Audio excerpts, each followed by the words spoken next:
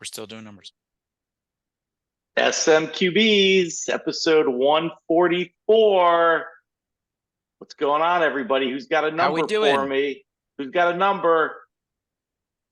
Milt, give us the number for the week. I'm going to go with 100. And that's in 100 feet that Tony was offsides last night in that wonderful call the refs made and horrific scene that Mahomes put on later. Oh, my God. Oh, okay. All right, House, what do you got? I'm going to go with the number 3, which was the total number of points scored in an NFL football game yesterday. Oof.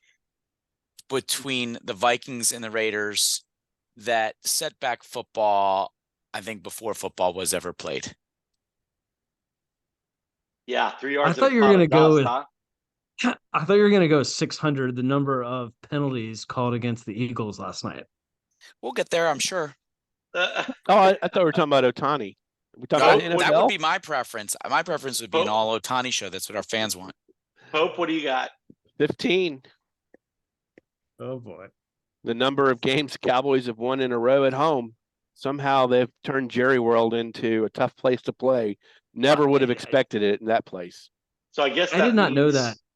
I guess that means they haven't had a playoff game in the last 15 then. Oh, you would be correct. Okay. Last playoff game they had, they lost to the Niners. It is an impressive stat. I have to give him that. Bison, what's yours? My number is 100, as in millions of dollars that John Rahm is getting paid per year on the Live Tour. So we're going to obviously segue into another contract that has gotten a lot more attention, I think. But I believe that Rahm contract is 3 years, $300 million. So $100 million per. Because even I can even do that math. So Rahm has more wins above replacement than Ohtani, is what you're saying. He's got a better OPS plus WR. Yeah. Well, let's get into it. We're not going to let you off the hook on the Eagles Cowboys, but we're certainly going to start with Ohtani because wowzer, 10 years, 700 million. Amazing. Perhaps the most amazing part of this was the rope-a-dope and the fuck around that the Toronto fans got. I mean, these poor people, Moose Jaw people were literally tracking tail numbers on flights and getting disappointed. And then we had one report that he was in Atlanta at the Atlanta airport. In the meantime, he never left the West Coast. We don't know that he was ever seriously considering anything else. But at long last, Ohtani watches over, and the West Coast evil empire lands him. We believe that the diversion stuff was intentional from what the reports are with Toronto, because there's been some reports that his agent's camp did all that stuff on purpose. I don't know. I mean, I'm sure at some point we will hear the story of the negotiation, right? But I mean, I was looking back at some articles today, and they were talking about how they expected him to land a contract north of 500 million. Right. Well, they were right, but they were pretty far off on the number. I mean, 700. Remember, it wasn't too long ago that we were gasping at the deal that Mahomes got in Kansas City that was going to pay him, $500 million. Now, Ohtani's deal does have quite a bit of deferred money. It's going to be paying out for quite some time. I'm not sure that we really know the specifics on anything yet, but what do you all think about this? I mean, is this good for the Dodgers? Good for Ohtani? Good for baseball? Is it where you thought it would end up? What are your thoughts on this? I mean, it's an obscene amount of money. I mean, I'll tell you one thing. It's great for the future of Japanese baseball. I mean, if you are a stud Japanese baseball player, I think you know what your ticket is from now on. So I think American baseball could become even better because we'll not only get America and Latin America's best talent. We're definitely going to get Japan's best talent, not just the drips. But I kind of want to throw a question back at you guys, because I saw there's so many interesting stats about the staggering numbers. But we teased here for a second about wins above replacement, because that's one of the measuring sticks for how valuable a player is. So Bryce Harper, who is a couple years removed from an MVP, and I think everybody would say he's earning a lot of his $330 million contract. He definitely hasn't been a disappointment. He is going to earn $26 million next year. Shohei Ohtani is going to earn $70 million. So are you saying that Ohtani's value to a baseball team is almost 3 times the value of a Bryce Harper, or fill in the blank, Manny Machado, whomever else is around the same number as Bryce? Like, at what point does the number no longer make sense to what he can deliver to a team? Well, did they pay him thinking he was going to be because he can't pitch next year, right? correct. So are they factoring in him pitching? Like, I'm still shocked by this high amount of money, and even in a pitching and hitting scenario, it's ridiculous. But for having that surgery and only being able to potentially hit forever, I don't understand it. Well, first of all, he's got the number 1 selling jersey in baseball. And the Dodgers are going to make the money back so fast. Dodgers are an international brand. Yeah. That's only going to get bigger. Yeah.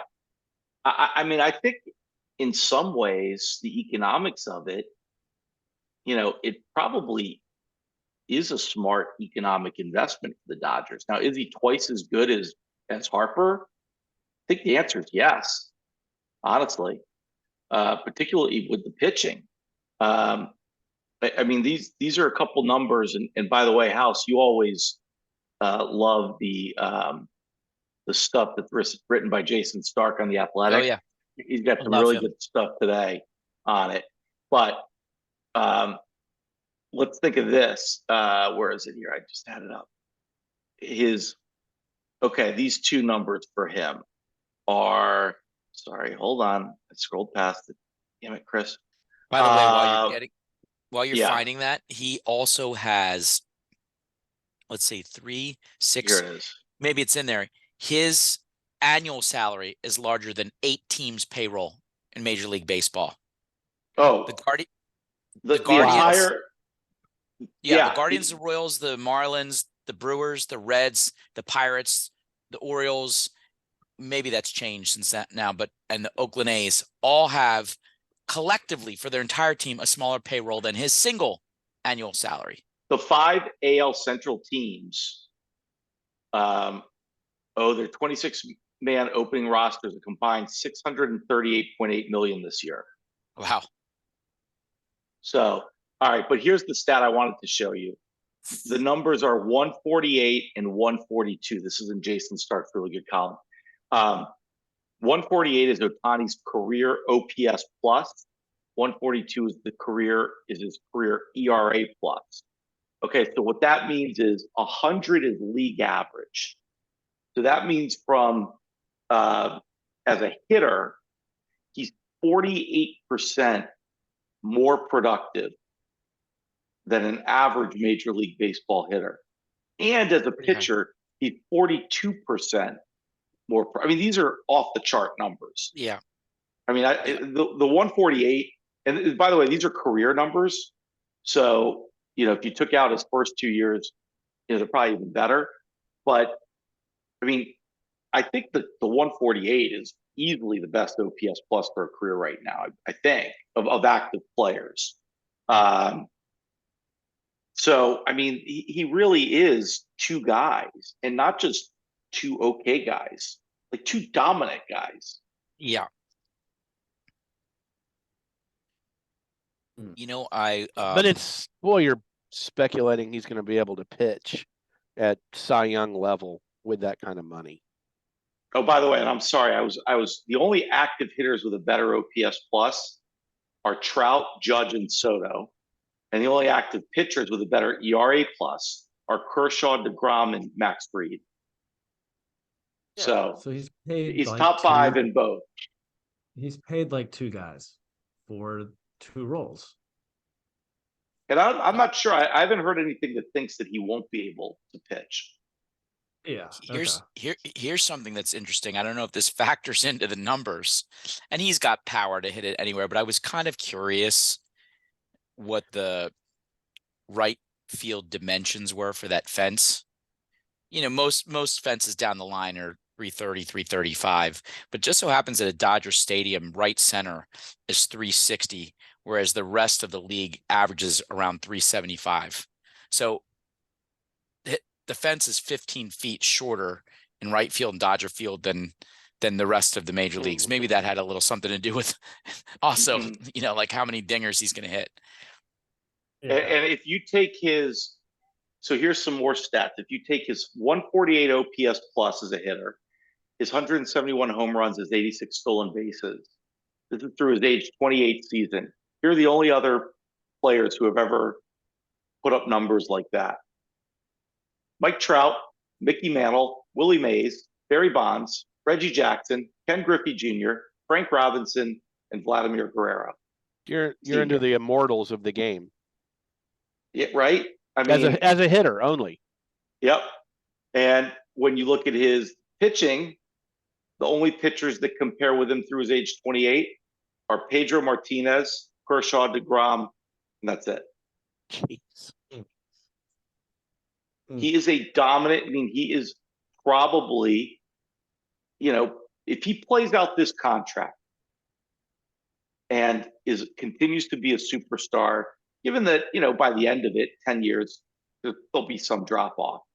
Well, but we'll be talking about him as the greatest baseball player of all time. Well, presumably he's going to be still hitting in his late 30s. I mean, you would think he'd stop pitching at some point, but yeah, I mean, power hitters in their late 30s are still paid well. So yeah, I think if he stays on this course, he'll be better than anybody you could mention, anybody, which is just. I still think that the best pure, not power hitter, but the best pure hitter that has played on a Major League Baseball field is Ichiro. Yeah. I mean, and if you just want to hit, I think Ichiro is even better than Pete Rose, and it could go down the best two players, the best hitters in America's pastime are going to be Ichiro Suzuki and Shohei Ohtani. Oh well. Yep. And so anyway, I mean, it's unbelievable. You know, think about, I think Judge signed his extension a year ago, and it's like 330 million. Mm-hmm. You know, it's 360 million, maybe a little bit like that. It was in that Trout. Trout's was a little bit out there, but it was in that. It's $275 million more than Mike Trout, who until Ohtani came around was universally accepted as far and away the best player in baseball.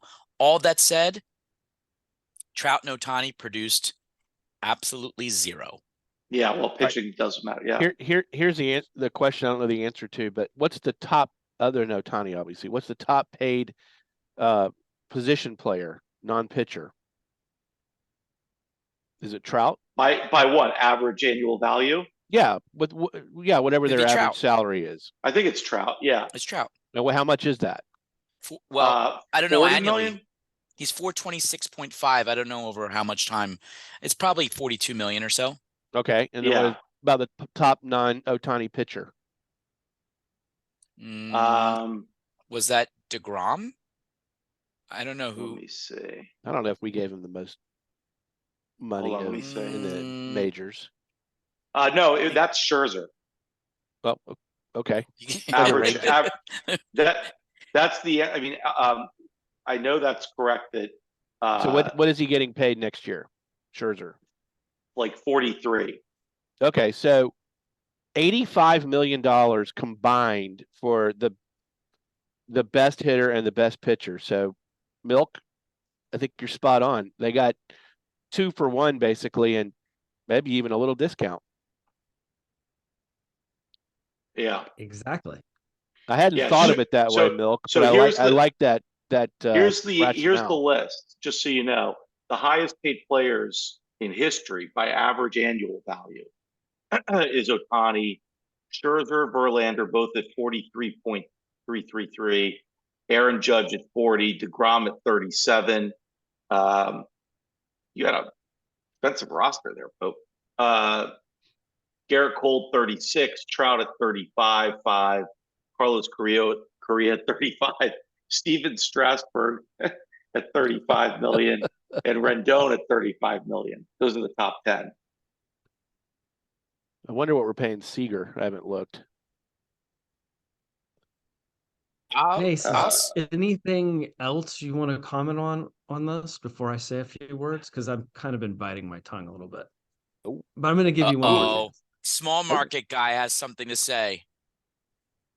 Anything, because as someone who has been abused on this podcast for college football and heard words like money grab, the haves and the have-nots, favors the haves versus the have-nots, and someone who represents a mid-market team, baseball team.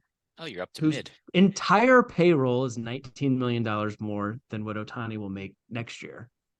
And if you go back and look at the last 10 World Series victors, I think 9 of the 10, and someone can call me on this, were in the top 10 payrolls in Major League Baseball. How is this any different than college football?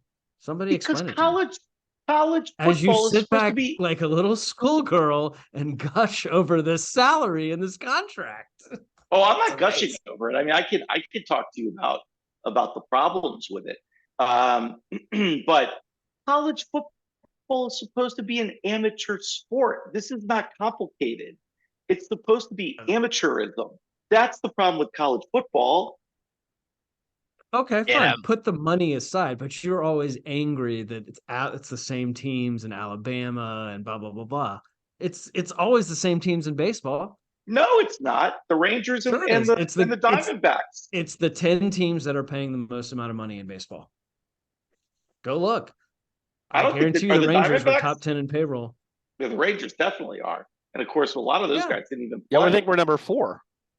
Yes, of course you are.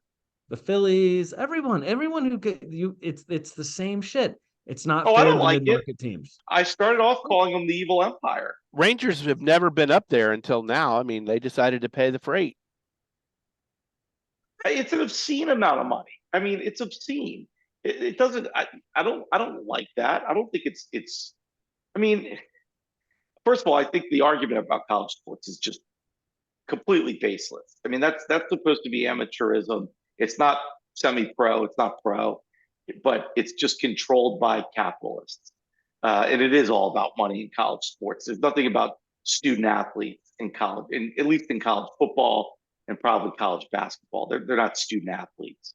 College sports has been a business for 50 years. And it's disgusting. I mean, I don't have a good answer for this because you're right. And I was thinking a lot about it.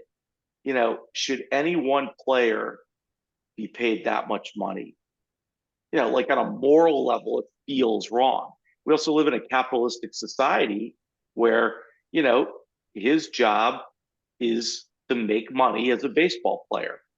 And one team was willing to pay him more than anybody else. Now, we don't actually know that, by the way. We don't actually know that this was the largest contract offered to him. I imagine it probably was. Rumor has it that the Blue Jays were in the same. Rumor has the Blue Jays were right there, quote, right there. But I mean, if you have the same deal, we all talked about this last week. We were like, oh, the Dodgers sounds perfect. Like, where else is he going to go? Here's the question I have for you guys. Culturally, it all made sense. Geographically, everything. Here's your choice. I'm very interested to get your votes. This is one lineup. because by the way, this is your NLCS for the next 10 years. So this is one lineup. Mookie Betts, Shohei Ohtani, Freddie Freeman, Will Smith, Max Muncy, James Outman, Chris Taylor, Jason Hayward, Gavin Lux. That's the Dodgers. Give me a break. Okay, hold on. Ronald Acuna, Ozzie Albies, Austin Riley, Matt Olson, Marcelo Zuna, Sean Murphy, Jared Kelenic, Orlando Arcia, Michael Harris. I'll take the Dodgers. Well, that's why they play the games. Yeah.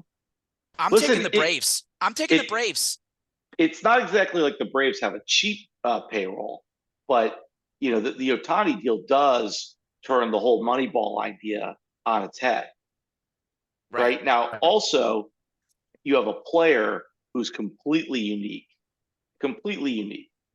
and any team in baseball, if they had unlimited funds, probably would have paid whatever they could to get him, because he is so unique. The only thing I would say about him is he's getting up there in age, a little long in the tooth, right? Getting there.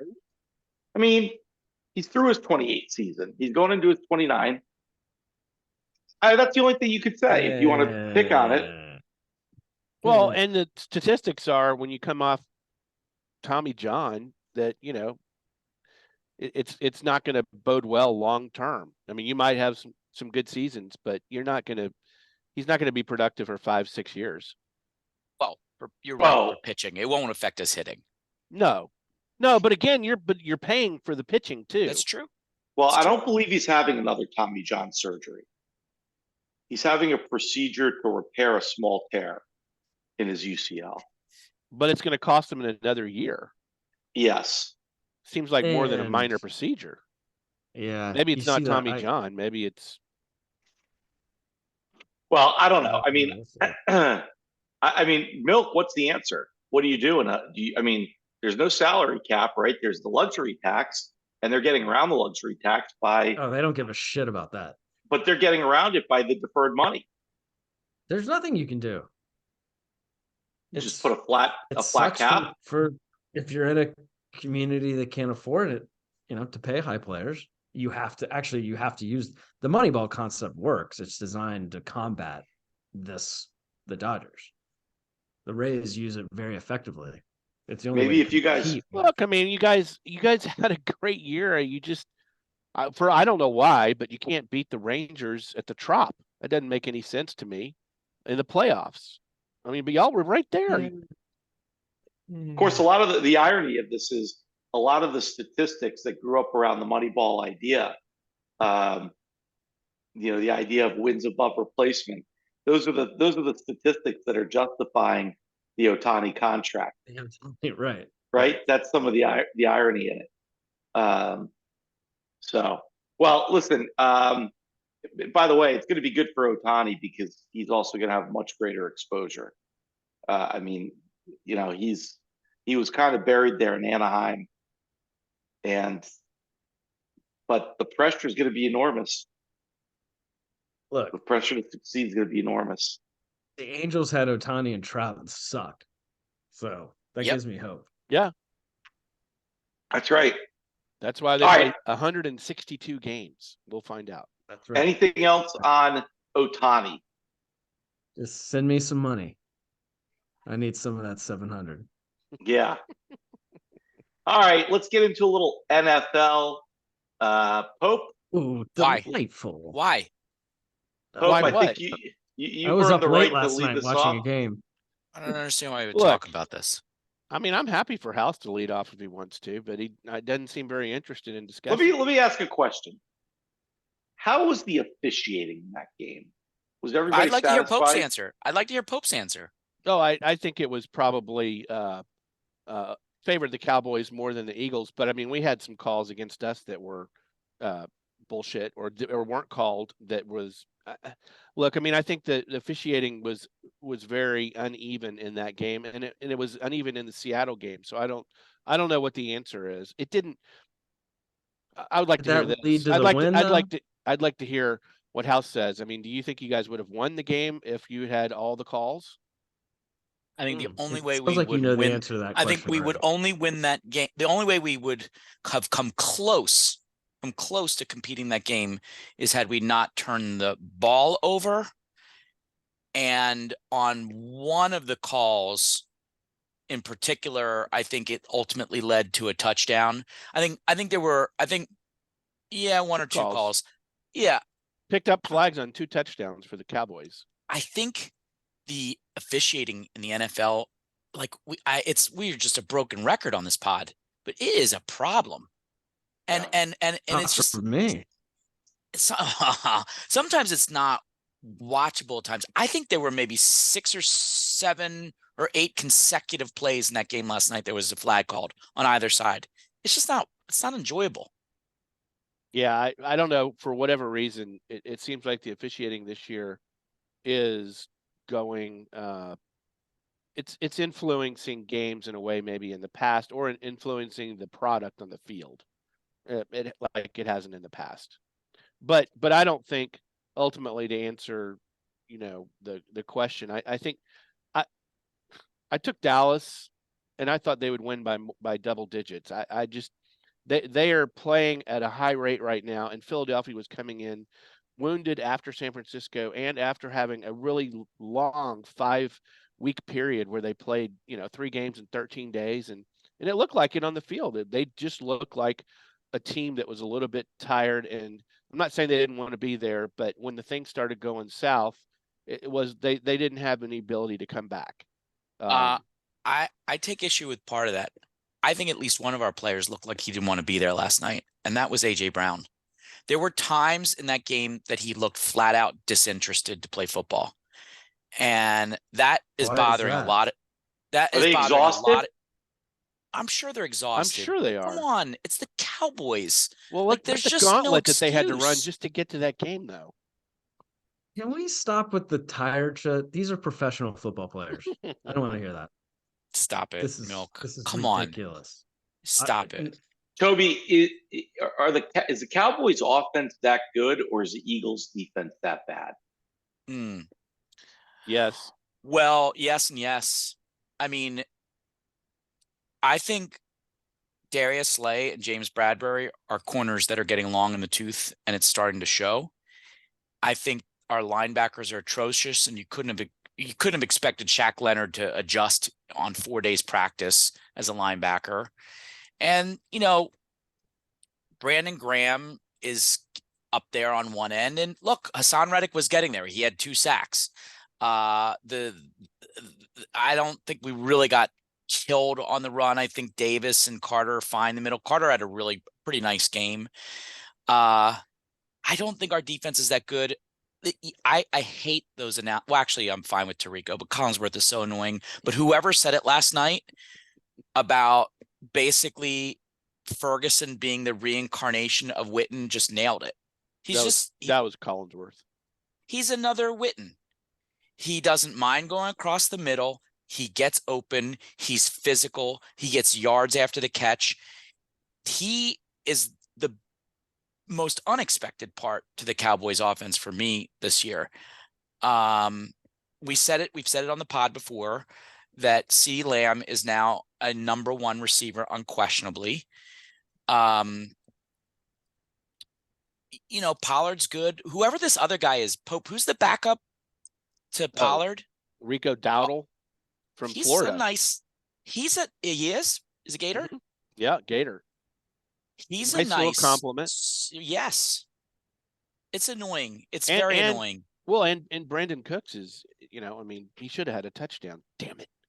But he's been playing well, and he's a nice compliment to CD. And Gallup even had an okay game. It's annoying. However, my soccer playing son said that he's never seen a kicker like your kicker, Aubrey. The guy's more than a machine. Like, you understand, the 2 kicks that he made from 59 and 60 could have been made by 70 with ease. Oh, yeah. Do you know that he scored me kicks? 21 points last night in fantasy football? That guy's disgusting. I mean, he is disgusting the way he kicks the ball. Yeah, he's the closest that we've had to Gus the Mule in a while in the NFL. You know who I thought played really well last night that's not getting a lot of credit? Julio Jones. I thought he really stop came it. alive. You're an ass. You're such an ass. I warned you Milk, about I that. do have warned you. I do have on my list, Milk. Well, we got listen, is there anything else about that? I mean, look, two good teams. I'm sorry, I don't believe all the Dak MVP hype. I just don't. I don't believe it. Oh no, I think he's going to win the MVP. And you know what? It doesn't fucking matter because they were going to lose a road game in the playoffs to either God, I hope so. Philly or San Francisco. I mean, let's see what Tyreek Hill does over the last 5 or 6 games. I really think it could. If Tyreek goes over 2,000 yards, and the Dolphins are the number 1 seed in the AFC, I think it's going to go to Tyreek. I think it really could. Well, look, Dak's going to get tested the next 2 weeks on the road against the Bills and the Dolphins. That's going to tell you whether he's going to be MVP worthy or not. What about Brock Purdy? Purdy, I mean, he missed some time, which doesn't help his cause, but he's co-favorite right now with Dak. Yeah. Is he? I mean, do you get to be the MVP for throwing a screen to Debo, who runs 50 yards at like the speed of a? Well, he did nail Debo on a long ball yesterday on 3rd and long. That was impressive. Yeah. I don't think. I think the idea that Brock Purdy is a screen passer and is a game manager is a flawed argument at this point. I would agree. He throws over the middle with regularity. Yeah. And he's precise on his passing. But I think the odds, the odds are. He's just a guy. Dak, Brock, and Tua are the top 3 right now. I think Reek's going to get in the conversation. I really do. But he's at 6th right now. Looking, Milk certainly hopes depending on.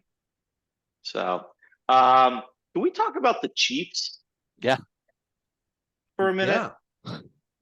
You should know this, Bison. What is their record with Taylor Swift in the stadium? I don't know. It's bad. In the stadium or he knows anywhere? Didn't she go on a road game? is destroying that team. What's destroying that team is they cannot catch a football. Or their receivers, are offsides on a game-winning play.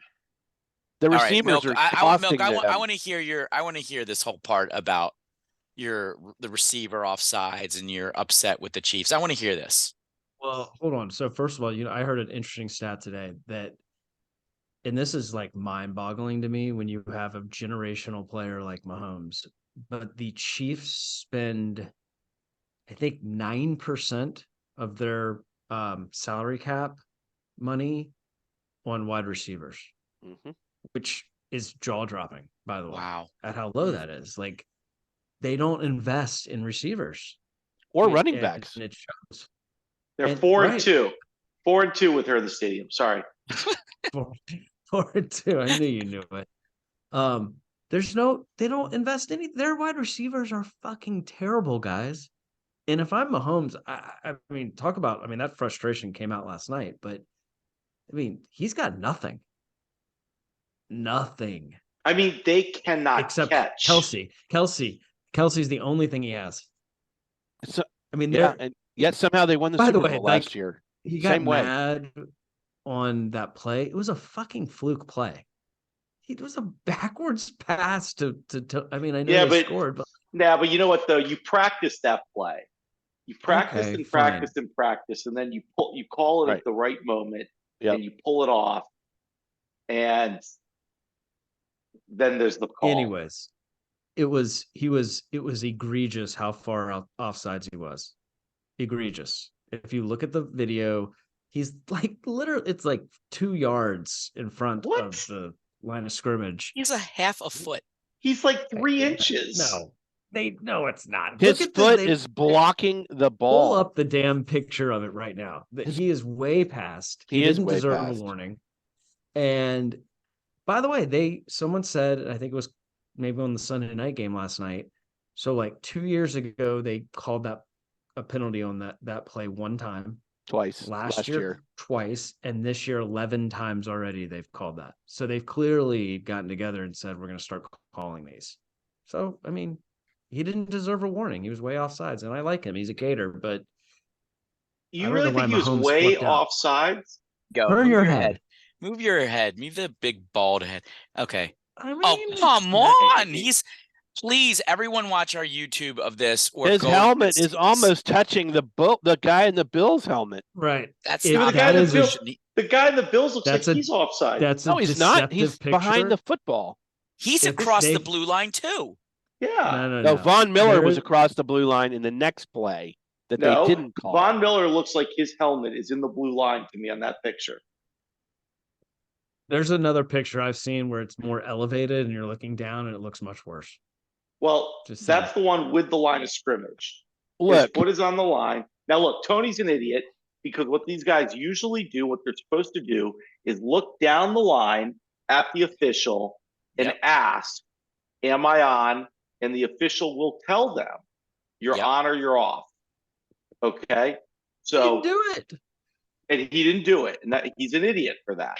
Well, okay? there's actually some video that I've seen recently that shows him looking down the line. Now, but the ball was snapped like almost simultaneous to that. So did the ref even get a chance to respond?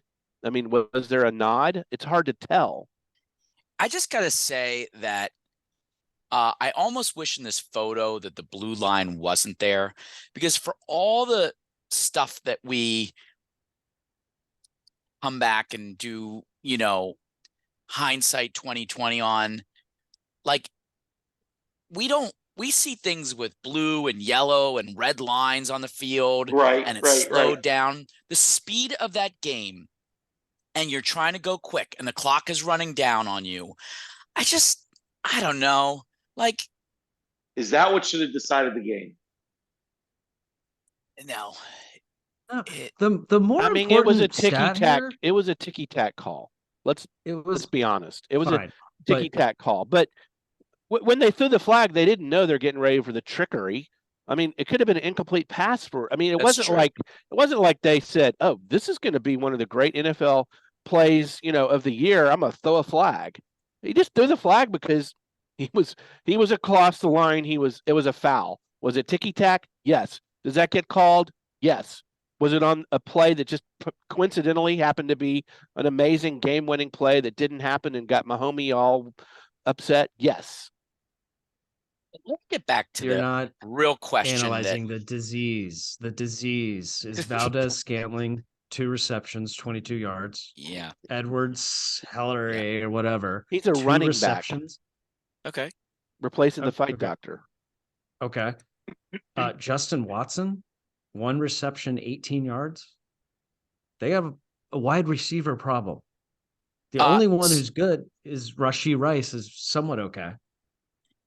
So I think that goes to the heart of this, what Milka's saying, which is, we always say you can never make a game come down to one call or one play. The Chiefs in that game up into that point sucked donkey what, and they have now 4 weeks. They're not that good of a team. They're not. They have one great player. They're just a team. They're just a team. They're just a team. And Mahomes, for the first time, I mean, this is what's mind-boggling. He hadn't been on the road yet for a playoff game his entire career. We get to see that happen. Good luck. Yeah. And that team's not winning on the road. I think because of Taylor, I think that Kelsey is also a different player. He looks a little bit more disinterested. Well, that's what she is. Let's admit it. She's Yoko. Wow. Come on. They're 4-2 with her at the game. Yoko. Listen to the Beatles music after Yoko got involved. Just saying. She's Yoko. He's the best player on offense on that team, other than that's a hot sports opinion, by the way. Mahomes. Yeah. So hold on. What are we left with in the AFC? The Ravens are the number 1, I guess. Ravens are number 1 and have the inside track to number 1 seed But the Ravens have to go to San Francisco in 2 weeks. Ravens are so bad. I could not pull the trigger to bet on the Ravens. No. They're so bad. The Rams are atrocious. They're atrocious. And they had to go to overtime on a punt return that included 2 holding penalties that they didn't throw a flag on for them to win. Very exciting fashion. But you give me the Finns, who, by the way, haven't beat really a good team yet this year. You give me the Finns against the Ravens. I don't care what field it's on. The Finns are blowing them off the field. Oh, that'll be interesting. That's a bold statement. Yeah, they are. All right, well, who's got our Plaxicos? Well, I was going to, my last point on, because I was studying for the pod on the NFL, is that there are way more teams this year than last year in both conferences that with only 4 games left have, very, very likely paths to the playoffs if they win. There's 11 teams in both conferences that are either 7-6 or 6-7 or better. Last year, we already narrowed down. There were maybe two teams that could have caught a wild card, the last wild card in both conferences. So it is a wild finish for these last 4 games. And you got some really bad teams that could be in the playoffs. There's crappy teams like the Tampa Bay Buccaneers. You guys are going to host a playoff. You're going to be hosting the Cowboys again. We would be hosting Philly right now. How awesome is that? Yeah, but Philly, House, I do actually want to hear. Do you? I think there's a chance Philly loses one of its 4 games. Do you see them going 4-0 on the way out? Yes. Okay. I think they're pissed. Giants twice, Cardinals once, and the Seahawks. The Giants are trying to lose their games. And if we lose to Danny DeVito's kid, if we lose to DeVito's kid, I may get another tattoo. And, the Cardinals, that's the game the Eagles are going to be pissed about because they're pissed about Gannon. So it really comes to this week. Can we beat Seattle on the road? By the way, should I mention that the Eagles haven't beaten Seattle in 15 years? So interesting. If you have the number 4 pick in the draft, are you getting a quarterback? If you're the Washington Commanders, you are. But I mean, is there somebody there? The Bears? There's a ton of people there. You assume the Bears have to decide whether they're going to take Caleb first with the Panthers pick. Speaking of the Bears, Patriots have to take a quarterback. The Bears have their pick from Carolina. Right, the number 1 pick. Right. So the Patriots, do they stick with Bailey Zappi? No, they're picking a quarterback. The Cardinals? You would think they're picking a quarterback. Over Kyler. Yeah. Let me tell you guys some of the exciting wild card games you have to look forward to. Do you like yourself some Steelers, Colts, Texans, Broncos? Do you like yourself some Vikings, Packers, Rams, Seahawks, Falcons, Saints? Oh, puke. Maybe even the Bears. The Bears have a good schedule and they're playing well. Puke. And for our thousands of fans that listen in, thank you for listening in from Detroit. Your team's a fraud. Pretenders. That's what I called them on Thanksgiving Day. I've been very supportive of the Lions, and I'm starting to turn on them now. House, I thought you liked the Lions. I did until I saw yesterday's game. Come on, man. What is the happening? Bears? I mean, and can we talk about Sean Payton and the job that he has done? Those guys are 1 game back in their division. And Milk did say Payton's a good coach. But still, I mean, they gave up 70 to the Dolphins, and it could have been 100. That's unbelievable. That is coaching. He could have lost that team very easily. Even we beat them. Does that mean Russell Wilson's a leader? Even we beat Russell them. Wilson's playing well. Well, he's always been. They're doing great. Actually. I mean, that's what he's legendary for being. All right, well, Milk, I want you to get back to me on my 4th round quarterback selection. I just want to know who I'm taking. You're probably taking Bo Nix or maybe Penix. I would not put Bo Nix as number 4. Yeah, I would not take Bo Nix in the first round. Okay, let's go through our who's got our Plaxico locks. we're going to talk about them for this week and get our picks from last week from Rooster when he returns. But wait, I have last week's because I thought it, but nice. I didn't get Roosters. I thought he took maybe the Texans. He probably took 6 different teams. Yeah, he normally takes 6 teams. So yeah, usually takes at least 2 or 3. Well, I do know last week that Toby, you took the Falcons. That's right. This is 2 times in a row now. It's backfired on him.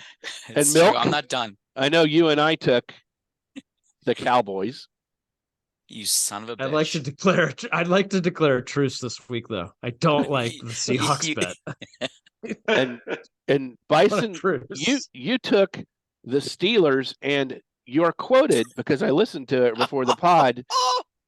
They couldn't possibly lose to the Patriots, could they? No. That's not true. I reversed that because I didn't realize that Kenny Pickett wasn't playing. Yeah, that's true. At the last minute, okay. He did. I changed that. I don't remember. Who did you jump off to? I really don't remember. But I know I didn't listen to the Steelers because I didn't realize Kenny Pickett wasn't playing when I said that, and then I switched it. All right, Pope, are you recording for this week? The picks? I will, yeah. I never do this ever. You guys know this. You're gonna bet on your own team. You're taking Philly? You're taking Philly? Lock it up. Eagles on the road -3.5. This is an angry, caged animal playing in Seattle against a non-Geno Smith team. Okay, fine. Bring it. So you're on the road. You're giving 3.5 on the road? Bring it. Mm-hmm. Wow, interesting. Okay. Locktoberfest. Wow. Whoa. All right. That's why I wanted a truce. Oh, by the way, I cannot take the Seahawks. Speaking of away teams from the NFC East, Rooster is salivating over the Cowboys. No, I should never say that. Rooster would like to take as his lock the Cowboys getting 2.5 at the Bills. The Cowboys are +2.5, and he will take the Cowboys at the Bills. That's insane. I don't understand that line. But he also thinks that there's another game he also likes, but okay. Give me the best team in football giving 13.5. I'll take the Niners over the Cardinals. That's a lot of points. That's a lot of points. That's not happening. There's always comeback garbage points. I don't like that one. Give it to me. By the way, we got Saturday games. Yeah. Yeah, right. It's that time of the year. I love it. 3 of them. All right, I'll jump in. Give me the best quarterback in the NFL right now, none other than Jake Browning. And I'll take the Bengals -3.5 against the just horrific Vikings. Browning's so good. By the way, he threw five touchdowns yesterday, or I think it was 5. Or so what? He gets the Josh Dobbs award. Browning got hurt. He did. Did he get hurt? I think he did, but I think he's okay. McCarron came in. Yeah, I think he's okay. McCarron's still in the NFL? So is Joe Flacco, by the way. Browning is the new Josh Dobbs for the next 10 days. No, he's legit. Is that what's happening? Well, I don't like this injury thing. No. He's good. Browning's good. He's all right. Wait, what? Don't we need one from Pope? Yeah, we do. This is an interesting one for me. I'm kind of drinking a little Packer Kool-Aid. I don't know what they're going to do tonight, but I like them at home, giving 3.5 to the Bucks. I think honestly, I think it's a great pick. We're not going to Green Bay and winning that game. All right. Anything else on NFL? Nope. All right. Let's we just got to mention it. House. LeBron James. Yeah, the only thing I want to say is I never would have guessed LeBron would have held up any hardware ever again, whether MVP, NBA championship, or even in-season tournament. And they asked LeBron what motivated him. And I was impressed with his answer. He said, number one, we got a bunch of young guys on our team who have never played in the playoffs. And I thought, what better chance to give them experience of what a playoff atmosphere is like than this in-season tournament? And the second reason is that we got a lot of players on this team who earn a lot smaller paycheck than me. And when we win this, each player gets $500,000 for winning the tournament. And those were the two things that motivated him and why he was locked in from the beginning. That's a leader. That's an impressive answer for a player. He and AD's game in the final was crazy. Monster game. I don't know whether I like it or not. I think I do. What I would say, I saw someone propose this, that they should bring it to some other sports. I like that idea, especially in baseball with 162 games and teams that have no chance of sniffing the playoffs later on. I think it would bring fans to the stadium. The concept of an in-season tournament, I thought the floors were overall horrendous and it hurt my eyes to look at them. But for the fans to now get a teaser of like Tyrese Halliburton or the Pelicans, I think the fans got to see some good players, pretty good play that they're likely not to see when we get to the end of the season, when the Bucks and the Celtics and the Nuggets and whatever are dominating. So overall, it was fun. Congrats to Lakers. That's the last thing you'll ever win, LeBron. Good job. Oof. I don't know. Do the Lakers take this as we're a little confidence push and launch to a big playoff run? I mean, they could. They could. I'd be surprised. I think it's interesting though. The competitiveness that some teams showed. This was, by all means, teams wanted this. Yeah. This wasn't a fluky little thing that or gimmicky thing that nobody was really into, that the league forced on them. The league did a good job in motivating guys, and you're right, there was a big paycheck associated with it. But you had, the games were fun. They were intense. I mean, it felt like a finals a situation in those games, and they were a lot of fun. What happened to how did the Sixers not get there though? It's not like that wasn't a shot. I mean, I just don't was surprised. No. They were in that Pacers division group of death. They were they had the Pacers and the Cavs, which were both really, really good teams. That was a tough one. Yeah. Well, listen, it was exciting. And you said the name Halliburton is definitely the name that probably gained the most out of this. He's kind of solidified himself as a burgeoning superstar right now. And Zion probably lost the most, playing like just not even really there. He did get the Pelicans. I guess the Pelicans got to the semis, but boy, he didn't show up against the Lakers though. No. So anyway, it was a lot of fun. I thought the courts were kind of fun in the sense that you knew when you flipped the game on, you knew it was a tournament game. Yeah, that's true. Because who else? There was no other way to know. So interesting. It was fun, and I give credit to the players for taking it seriously and playing their tails off. All right. Who's got a punch? I have a punch. Oh, good.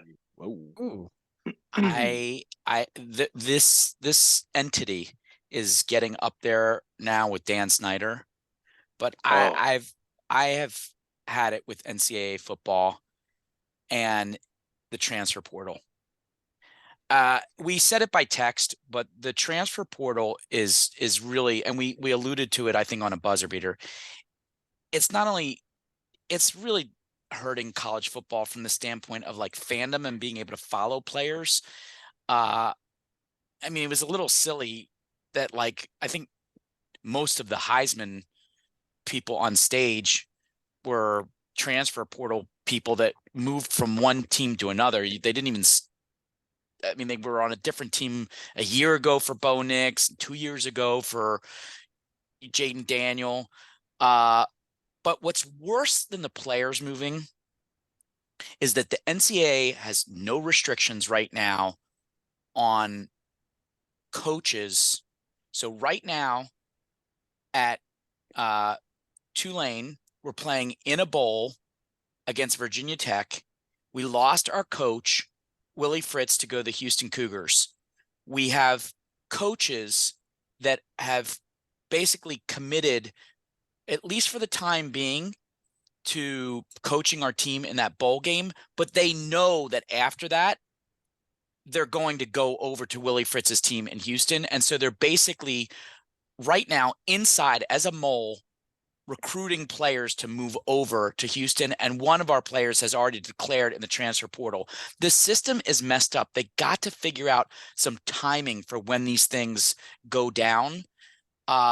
Because it's a mess right now. And it's also going to ruin who's even playing in these bowl games. So for anything that's a non-college football playoff game, there's going to be a lot less interest because the players have already been in a portal. They're on a different team now, and you're not actually watching the real team that had this regular season success. I just think the portal's a mess.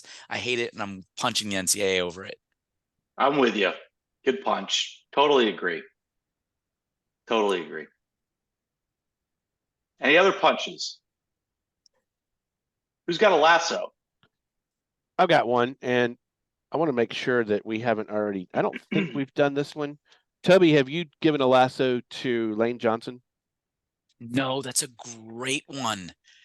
I really hope he wins the whole thing. This is a great one. I want to hear this. This is great. So Lane Johnson, who is, the right tackle, 3-time All-Pro, 4-time Pro Bowl for Philly, been there since 13, is up for the Walter Payton Man of the Year award this year. And the reason, among others, I did a little research into him, and I found he works with mental health services for the Philly youth, which is obviously something that's really important, and I'm glad he's doing that. But the reason really he's up for Walter Payton is because every road game that Philly goes to, Lane Johnson invites a Gold Star family or more, depending on what's provided to him, to come meet with him in the hotel the night before the game. Gold Star families are those whose loved ones were killed in military action, and obviously, they're almost always widows. So Lane Johnson for this week invited a Veronica Ortiz from Dallas, who lost her husband Javier, who was killed in his 4th deployment in Afghanistan in 2010 by a roadside bomb.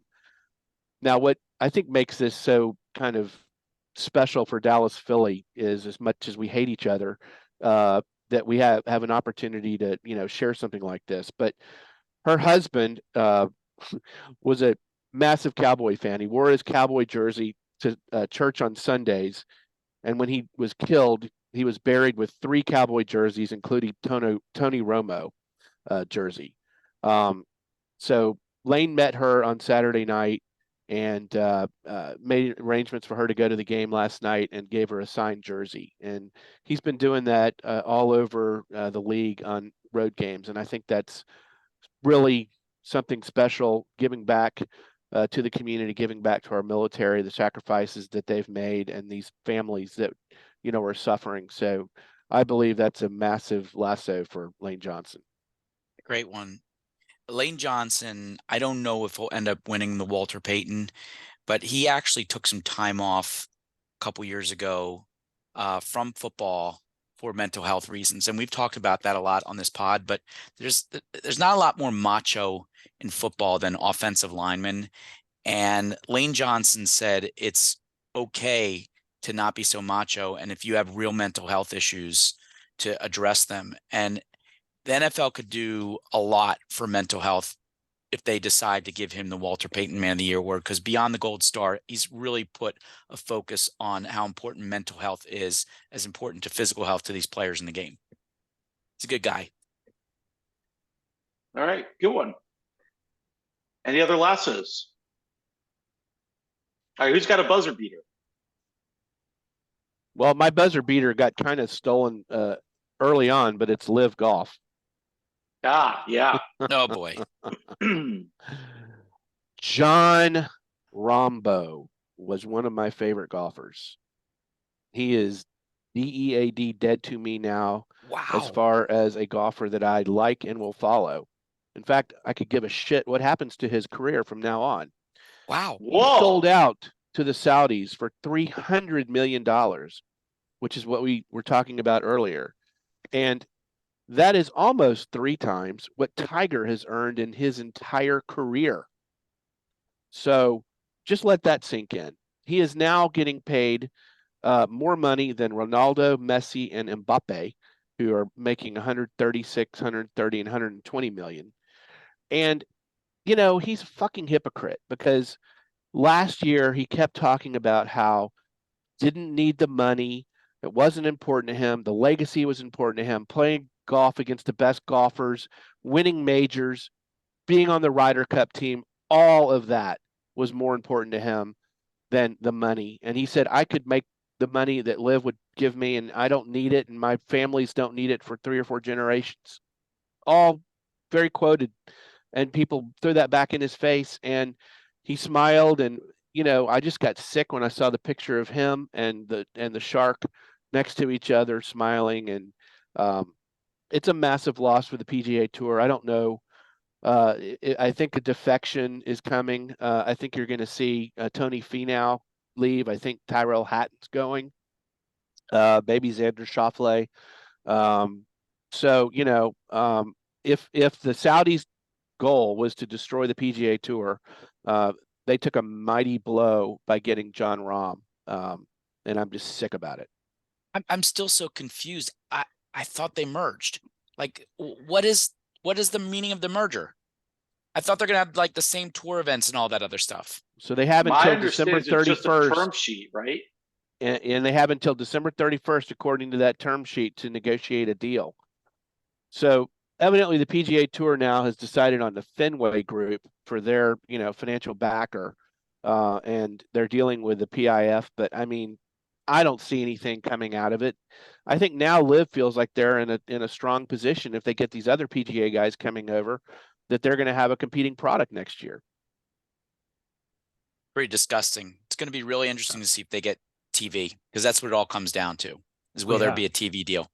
Well, if they keep getting these guys, soon you're going to be like, what the fuck? I want to go watch Rahm play. Right. Yeah. No, I mean, I think that if I'm Liv and I'm going to market my product, we just took the 2-time major winner, leader of the Ryder Cup team, you know, he's on our side now. It's going to be you know, people are going to be watching this. Not this podcaster. That's a good one. My buzzer beater is that Bryce Young is now off the hook as the worst Heisman ever selected because he's now been beaten out by Jaden Daniel. Sorry. Whoa. Thank you. Whoa. Penix got fucked. Sorry. Penix, Nix, Harrison, all better. If you look at this guy's resume, he had no major wins where he like showed out against good teams. Sure, he had showy numbers, and yeah, he beat poor competition by 40 points. But on the big stage, this was a team that he didn't really take anywhere. And to say that Jaden Daniel had a better year than Penix or Nix or Harrison is crazy. I don't know what the criteria are for that. Nice player. Heisman, no way. I just did you see the video of his teammates cleaning out his locker? Where was he? At Arizona? From Arizona State. Arizona State. And they were like, clean his shit out. He sucked anyway. Oops. By the way, not for nothing, but I did think that in terms of classiness of the people, you know, they all get these like custom jackets. Penix had on the inside of his jacket every single player's name on his team. Oh, that's cool. Jaden Daniel had on the inside of his jacket just a repeater of him, you know, striking the Heisman pose. Just a repeat of him over and over and over again. Good guy. Do you agree, Mel? So do you think going into the NFL, Jaden Daniels is going to be a better quarterback than the other guys? No. Okay. Do you? I don't know. I think he's got a lot of potential. Interesting. I don't know anything about him. I mean, the one you hear he's most likely going to be, you know, compared to is Lamar Jackson as far as two-way threat. So we'll see. I mean, there's been a lot of Lamar Jackson types that have come out.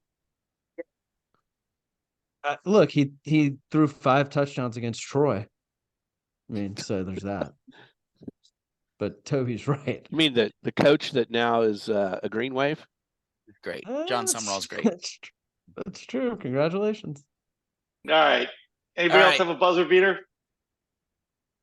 All right, guys. Have a good week, everybody. Remember, Saturday football. We got Thursday, Saturday, Sunday NFL this week. Yeah. Fantasy roster. See Fantasy y'all. playoffs. Go Flyers now.